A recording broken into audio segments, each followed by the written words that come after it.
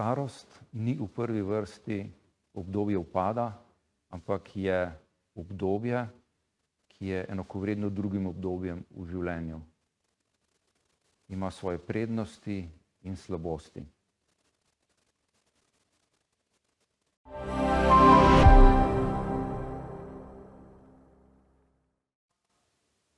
Spoštovane gledalke, cenjeni gledalci Ljubljana TV. Kadar slišim stavek staranje s pozitivnim predznakom, se spomnim točno na nekoga. In ta nekdo je danes moj gost. Pozdravljen, Aleš Kenda. Lep pozdrav. Najbrž sem že zgrešila z imenom Aleš. Aleš.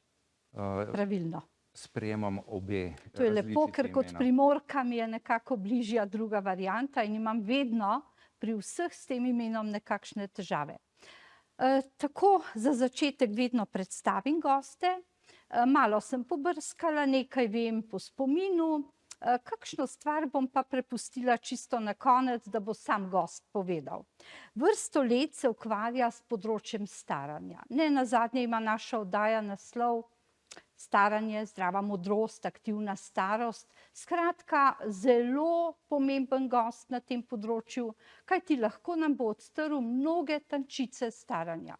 Morda ste to vedeli, morda boste izvedeli danes. Delal je na Ministrstvu za delo, tedaj se poznava. Leta 2012, ko je bilo posebno leto, sem bila tudi sama ambasadorka aktivnega staranja. Lepo je, če si ambasador že prej, preden postaneš starejši. Sedaj sem itak zelo vpeta v festival za tretje življenjsko obdobje, kamor spada tudi Aleš Kenda. Kajti je zelo aktiven vsa leta in kot rečeno, vodi tudi okrogle mize na temo staranje s pozitivnim predznakom. Veliko se je ukvarjal in se še z demografijo, tako doma kot tudi v tujini, predava, tudi sodeluje na različnih konferencah, seveda s staranjem povezanih s ljudmi, ki preživljajo to tretje, sedaj lahko rečemo že četrto življenjsko obdobje. A čisto eno stvar bom prepustila gostu, da pove, kako sodeluje z OZN-om, kajti zadnjič, ko sem ga povabila v to oddajo, je bil zelo zaseden, imeli so namreč videokonferenco na to temo Ženevo. Ja, res je, imam to čast, jaz temu tako rečem, da sem član delovne skupine o staranju pri Združenih narodih v Ženevi. Z vidika staranja so Združeni narodi v Ženevi zelo pomembni, saj je pred 23 leti ravno v Ženevi nastal ključni dokument o staranju, ki je še sedaj veljaven, to je mednarodni akcijski načrt o staranju, nastal je v Madridu in kot posledično tudi njegova regionalna izvedbena strategija. To sta dva odlična dokumenta, ki predstavljata neko osnovo za delo tudi vlad posameznih držav. Je pa res, da je 23 let kar dolga doba. In vmes so se zgodile razne stvari, razni izzivi se nam dogajajo, tako da je prišlo do sklepa, da je potrebno to regionalno izvedbeno strategijo nadgraditi. In sedaj smo v tem procesu nadgrajevanja tega dokumenta in imam čas, da lahko po svojih močeh tudi sodelujem.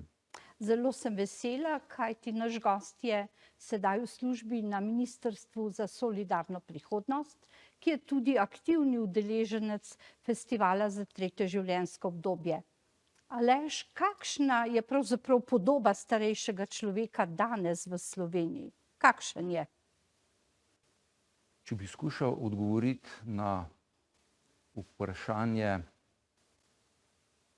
kakšen je povprečen starejši človek danes v Sloveniji, bi zelo težko odgovoril. Vprašanje je seveda zanimivo, morda pa zanimiv tudi odgovor. Na vprašanje, kakšen je starejši človek danes v Sloveniji, povprečen človek v Sloveniji, se v bistvu ne da odgovoriti. Vsaj jaz ne znam na to odgovoriti. Zakaj? Gre za populacijo, ki je izjemno velika, ki ima izjemno velik obseg recimo v starosti. Gre za to obdobje recimo od 60. leta, ponekod tudi 55. leta naprej, pa vse tja do 100., 110. leta, kolikor že ljudje živijo. Skratka, gre za recimo 55 let starosti in to je izjemno velik starostni obseg in tukaj notri so ljudje zelo različni. Imajo različno zdravstveno stanje, imajo ljudje različno motivacijo,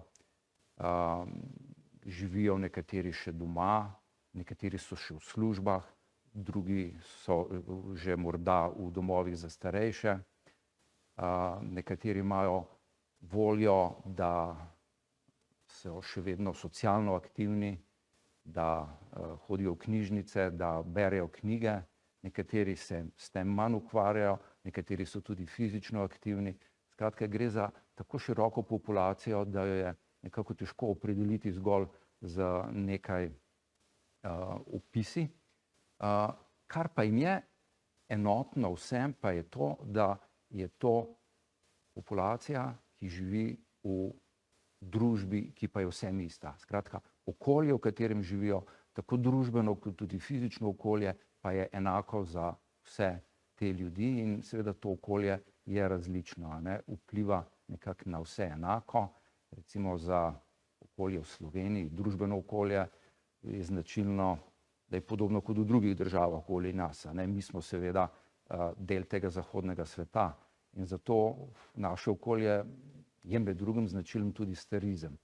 Starizem je seveda en pojav, ki se odraža recimo v 3 oblikah, skozi predsodke, stereotipe in tudi skozi diskriminacijo. To so seveda zanimivi izzivi, če tako rečem, za starejše, ki pa seveda, če morda z drugimi besedami rečem, starističen pogled na starejše ali pa tudi na druge skupine je tak, da recimo se gleda na celotno skupino kot na homogeno tvorbo, drugič pa se na recimo starejše gleda predvsem z vidika nekih negativnih lastnosti, tako kot da imajo vsi starejši ljudje, bi rekel, probleme za hojo, da so vsi pozabljivi, da so vsi dementni in podobno. To so pač neka prepričanja, ki so v nas in ki so v bistvu nevidna, se jih niti ne zavedamo. Zato pogosto se na to pogleda, vse to je del naše folklore, daleč od tega. To je v bistvu problem, to je velik problem, s katerim se družba sooča, kajti znano je, da starizem tudi krajša življenje. Zanimiva neka raziskava celo na to temo, kaj ne? To je več raziskav, tudi v mnogih znanstvenih knjigah je to že omenjeno. Med drugim se pojavlja podatek, da se ravno zaradi starizma življenje krajša za 7 let. To je kar težka ugotovitev, kaj ne? Absolutno težka in človek se začne spraševati, na podlagi česa pa se življenje krajša, recimo, in to celo za 7 let. To je recimo več vidikov, morda izpostavim enega, ki je še najpomembnejši in to je tudi starizem do samega sebe.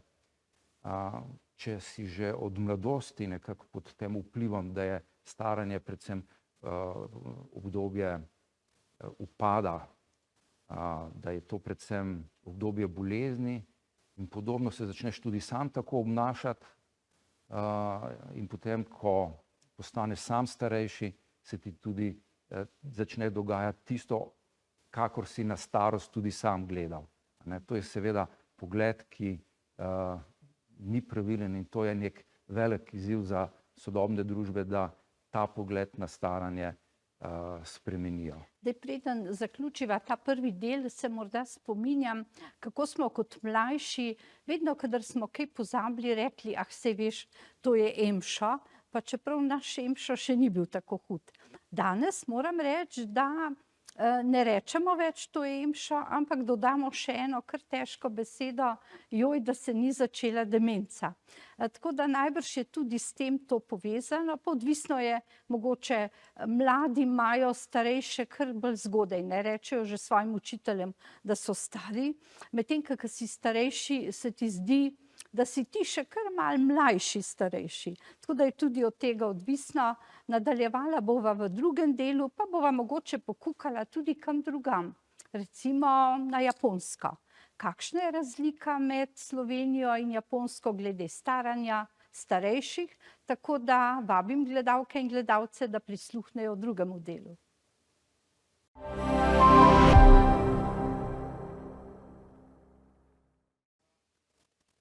Cenjene gledalke in spoštovani gledalci, nadaljujemo zelo zanimivo temo in pogovor z Alešem Kendo, ki pozna staranje prebivalstva, ki se spozna na temo, kako pravzaprav morda celo preprečiti negativen pogled na to obdobje v življenju. Pa me zanima, ker smo obljubili v prejšnjem delu, kako je drugod. Morda primerjava Slovenija-Japonska in zakaj ravno ta primerjava? Ja, moram narediti korak nazaj, da na primer povem, da je v Sloveniji danes okoli 400 ljudi, ki so stari 100 ali več let. To je en velik, izjemen dosežek, glede na to, da je bilo stoletnikov ob osamosvojitvi samo okoli 30. Pomeni, da jih je danes približno 13-krat več. Kaj to pomeni? To pomeni, da so nekako prišli do izraza rezultati boljše zdravstvene obravnave, napredka v medicini, boljših delovnih pogojev, stanovanjskih pogojev in podobno. Na prvi pogled smo lahko z tem podatkom zadovoljni. Imamo zato daljše vrste v zdravstvu, ker je Imamo tudi več starejših, kjer je seveda prisotnih več bolezni, zato je normalno, da je tudi več ljudi pri zdravnikih. Ampak na splošno pa je, kar raziskave kažejo, ljudje prihajajo v starost bolj zdravi, kot so prihajali prej. Ampak če se vrnem zdaj na teh 400 stoletnikov, ki jih imamo pri nas, zanimalo me je, koliko pa je stoletnikov na Japonskem. Seveda Japonska je mnogo večja država kot Slovenija in tam je stoletnikov mnogo več kot pri nas, vendar, ko pa sem potem preračunal, koliko bi bilo stoletnikov na Japonskem, če bi Japonska imela 2 milijona prebivalcev, kot jih ima Slovenija. In rezultati so me do neke mere presenetili. Število stoletnikov na Japonskem, ob pogoju, da je 2 milijona prebivalcev tam, ne bi bilo 400 kot pri nas, ampak okoli 2000. To je zanimiv podatek in človek se začne spraševati, kje je zdaj razlog tej veliki razliki. Verjetno Japonci genetsko niso toliko drugačni, kot smo mi. Zdaj razlogov je lahko več in jih je gotovo več. Meni seveda v mislih hodi pogosto ta razlog, da so starejši ljudje na Japonskem zelo spoštovani. Mlajši ljudje spoštujejo starejši ljudi na Japonskem in se zavedajo, da so v bistvu starejši ljudje tisti, ki so postavili državo. In to je eden od pomembnih razlogov. Drug pa je tudi ta, da se tudi Japonci, posebej starejši, zavedajo, da morajo tudi v starosti skrbeti zase, da se ne smejo prenajedati, da morajo biti fizično in mentalno aktivni. Zato zelo veliko se tudi ukvarjajo z prostovoljstvom. In ta razlika, recimo od 400 do 2000, je seveda neka ambicija tudi za druge države, torej tudi za Slovenijo, da začnemo razmišljati, kaj storiti, da bi tudi pri nas starejši se počutili bolj zaželeni, da bi živeli v neki družbi, kjer bi bili ljudje, bi rekel, med seboj bolj enaki, torej ljudje različnih starosti, da bi bili med seboj bolj enaki. Kaj moramo mogoče sami spremeniti, se ceniti, znati, se aktivno udeleževati marsičesa, ne pa tarnati? Je tudi to mogoče kakšen recept? Ja, v spominu mi je tudi ta misel, ki si jo spomnim iz Japonske, da ko se Japonci zbudijo, najprej pomislijo, kakšna sreča, da sem še živ, in na to uživajo, ko lahko vidijo oblake še, ko lahko dihajo. Za razliko mogoče od drugih kultur, morda tudi naše, ko se zjutraj zbudimo, pa najprej pomislimo na neke težave, ki nas čakajo, ki se nam utegnejo zgoditi in česa vsega še nismo storili. Mogoče je to razlog. Je pa seveda staranje zelo individualen proces. Nekateremu odgovarja to, drugemu drugo. Ampak če bi skušal poenotiti te različne pristope, pa osebno menim, da je seveda gibanje ena zelo pomembna stvar. Z gibanjem se ti nekaj dogaja, se ti nekaj premika, spoznavaš nove ljudi, nervozo in podobne stvari lahko zelo znižaš, stres naprimer, spoznavaš nove ljudi in podobno. Druga stvar, ki je pa zame tudi zelo pomembna, pa je, da ohranjaš neke socialne stike tudi v starosti. Dejstvo je, da ko se staraš, se ti nekako krog okrog tebe zmanjšuje. To je neko dejstvo in mnogi starejši ljudje postajajo osamljeni. Vendar ne smeš se s tem sprijazniti, moraš biti aktiven, moraš navezovati nove stike, pa moraš ohranjati obstoječe stike. In recimo kdorkoli poskuša poklicati neke svoje prijatelje, ki jih ni klical že več let, bo ugotovil, da je večina zelo vesela takega klica. Zagotovo. Kdaj pa se je potrebno začeti ukvarjati s starostjo? Ko si še mlad ali ko se nekako približuješ ali si že starejši? Zame je tukaj ena pomembna misel, da so zdrava leta v mladosti vodijo zdrava leta v starosti. Skratka, že v mladosti je potrebno storiti čim več za to, da prideš v starost zdrav.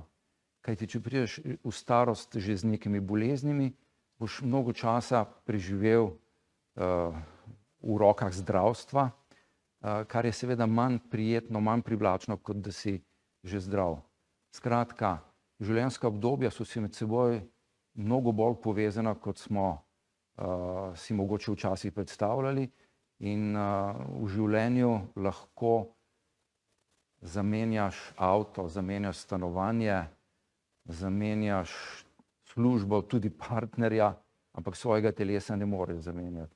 Zato že od mladosti bodi prijazen do sebe, do svojega telesa in se zavedaj, da boš to v starosti temu zelo hvaležen. Obstaja kakšna raziskava tudi recimo moški, ženske, ker kot vemo med temi 400 Slovenci nad 100 let sem nekje prebrala, da je najbrž 80% žensk. Ja, tukaj je gotovo pomemben razlog tudi genetski, ampak jaz prepogosto slišim, da se nekako pri tej zadevi zamahne z roko in reče, to je pa genetika, pa gremo naprej. Ne, ni vse genetika. Recimo, za starejše moške je značilno, da slabše navezujejo stike. Posebej, ko recimo izgubijo partnerico, ko so sami, oni ne znajo novih stikov navezati. In moški v starosti mnogo bolj trpijo osamljenost in osamljenost, ko zaradi nje tudi trpiš, je težka. To povezujemo z krvnim tlakom. Če je previsok krvni tlak, se hitro zgodi tudi kakšna kap in v končni fazi znan je podatek, da je v Sloveniji število samomorov pri starejših moških mnogo višje kot pri ženskah. To je pa neka zgodba, ki ni ravno genetsko povezana, ampak bi se dalo tudi tukaj narediti kakšne korake naprej, posebej, če se tudi vsak posameznik čim prej začne zavedati, da mora za svojo starost čim bolj skrbeti tudi sam. Zdaj dolgotrajna oskrba, zakon in vse, kar sledi, nekako spodbuja ljudi, želi, da bi ostali dlje doma. To so najbrž tudi želje ljudi, vendar je morda potem ta osamljenost večja, kot če greš v dom, kjer imaš veliko možnosti koga srečati, se udeleževati. A je to kaj povezano, recimo so starejši doma, tudi sami, čeprav dobivajo pomoč, ali v institucijah? Za starost je pogosto rečeno, da je v pomembni meri še neodkrit kontinent. Vedno kaj novega odkrijemo. In jaz dejansko že 20 let poslušam, da si starejši želijo čim dlje biti doma. Pravzaprav tudi jaz. To je na nek način logično. Ampak pri tem se je pa treba tudi zavedati, kako bo takrat, ko bom jaz star recimo 90 let in ko bom doma. Kakšna bo hiša? Ali bo varna za mene? Ali bo prilagojena za mene, če se ne bom mogel več sam premikati? Drugič, kdo bo okoli mene? Otrok verjetno takrat ne bo več. Kako bo s sosedi? Mogoče se bodo odselili, mogoče bodo umrli. To bova razčistila v zadnjem delu, če dovoliš, zato ker se zaključuje drugi del. V tretjem pa o zmotah, o priložnostih in marsičem.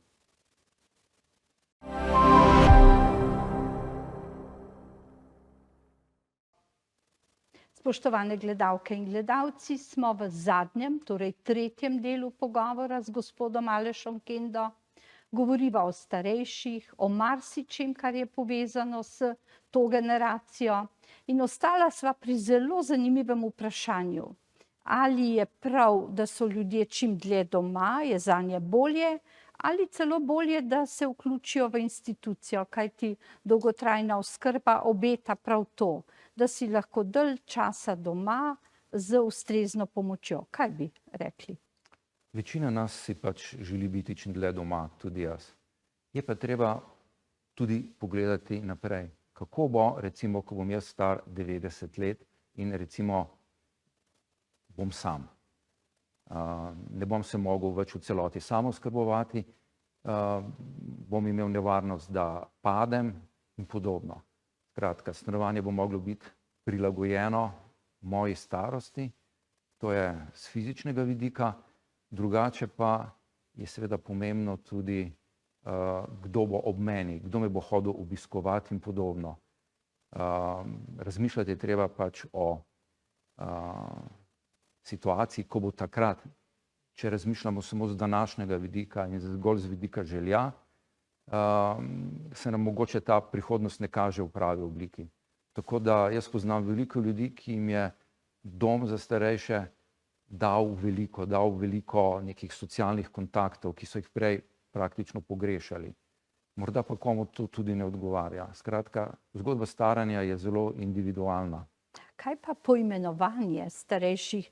Na festivalu za tretje življenjsko obdobje si zelo prizadevamo, da bi predvsem medije poučili, da ne uporabljajo nekaterih napačnih izrazov, ki prizadenejo to generacijo, ampak pravilno poimenovanje. Kaj bi rekli na to temo? Slišal sem že kakšno mnenje. Pustimo to poimenovanje starejših, pustimo te besede o starejših primeru, to je oblika, pa se ukvarjajmo z vsebino.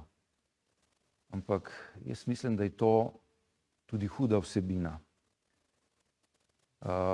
Z besedo lahko človeka ubiješ, lahko pa mu z besedo daš volje za življenje naslednjih 10 let ali pa do konca življenja. Besede so seveda pomembne. In tako slovenskim, kot tudi v drugih državah je podobno, starejšim ni všeč, da se jih poimenuje kot stari, kot starostniki, ali pa če so v domu starejših, da se jih poimenuje, da so to varovanci ali pa oskrbovanci domov za starejše. Dom ostarelih, ne? Tudi dom ostarelih je beseda, pri kateri se marsikomu koža naježi. Kaj pa je prav? Kaj je prav danes, moramo gledati, ne? Ker to tudi poimenovanje starejših ima neko svojo zgodovino. Včeraj je bilo recimo dom onemoglih, potem dom počitka, danes imamo v glavnem domove starejših. Kako bo jutri, ne vemo, ampak zavedajmo se, da smo tudi mi samo v enem trenutku danes tukaj. Drugače pa starostnik ali starejšim ne gre v uho, se ne počutijo dobro. Starejši se mnogo bolj počutijo, če se jim reče, da so starejši ljudje, starejše osebe. In če si v domu, recimo, če bom jaz jutri v domu, ne bom oskrbovanec, kljub temu, da mi bodo recimo pomagali nekaj tam, ampak jaz bom še vedno Aleš Kenda tam in bom stanovalec doma.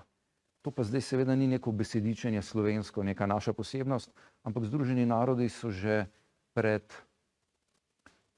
30 leti sklenili, da bodo na področju starejših, ko bodo se pripravljali kakšni dokumenti, v starejših uporabljali besedo starejše osebe, older persons. Skratka, zavedajmo se, da je pomembno sicer kaj rečemo, ampak ravno tako pa je pomembno tudi, kako tisti človek, ki mu je ta beseda namenjena, to besedo sprejme. In če mi nekdo reče, da ne želi biti starostnik, mu tega ne bom seveda nikoli rekel. Potem je lepo, če bi uporabljali enoten izraz starejši, kaj ne? Ja, počasi se začenja. V marsikaterem časopisu so že prišli na to bolj prijazno in spoštljivo poimenovanje starejših. Je še kakšna napaka, zmota o starejših? Ja, o starejših, predvsem pa o starosti je kar veliko napačnih pogledov in en ključen pogled o starejših in tudi o starosti je, da je to obdobje upada in ta pogled nekako prevladuje. Tukaj si jaz pogosto naredim eno primerjavo, ko si rečem tako. Glej, v Kopru sneg zapade enkrat na 30 let in takrat ljudje rečejo, sneg imamo, čudovito je, imamo sneg. Na Aljaski, kjer pa so Inuiti, pa je sneg pretežni del leta in tam pa imajo za sneg ne eno poimenovanje sneg, ampak imajo 50 poimenovanj. In jaz to razumem, Inuite razumem, kot razumem tudi Koprčane, ker se pač situacija je različna. Podobno je pa zdaj pri staranju. Le zakaj in čemu moramo na starost gledati kot na obdobje upada, predvsem kot na obdobje upada. Starost je lahko tudi obdobje, kjer določene funkcije dolgo časa vzdržujemo v nespremenjenem obsegu. Ob tem, da seveda se strinjamo, je za staranjem, posebej v starosti, prihaja do upada določenih funkcij. Recimo, celice se težje delijo, DNK je bolj poškodovan, kot je v mladosti.